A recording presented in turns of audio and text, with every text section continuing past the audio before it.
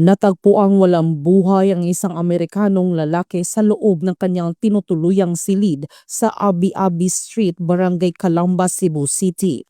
Bandang 9:00 ng umaga nito lamang Disyembre 29 taong kasalukuyan. Ayon sa ulat ng pulisya, nakatanggap ng tawag ang mga tauhan ng himpilan hinggil sa isang found dead person alarm. Agad namang rumisponde ang mga pulis sa ilalim ng pangangasiwa ni Police Captain Giancarlo M. Reyes upang beripikahin ang insidente.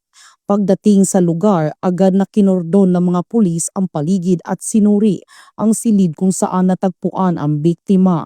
Nakita ang biktima na nakahiga sa kanyang kama, Amerikanong mamamayan, 45 taong gulang, na may permanenteng tirahan sa Las Vegas, Nevada, Estados Unidos at kasalukuyang naninirahan sa Barangay Calamba, Cebu City. Nakipag-ugnayan ang investigating officer on case sa Cebu City Medical Team at SOCO Team para sa kaukulang pagsusuri at dokumentasyon sa pinangyarihan ng insidente.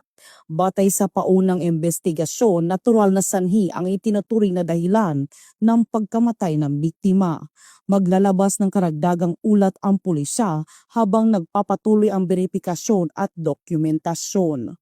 Mula dito sa Cebu City Police Office, ako yung Police News Network Correspondent, Patrolwoman Nikia Cañedo, alagad ng batas, tagataguyod ng balitang pulis.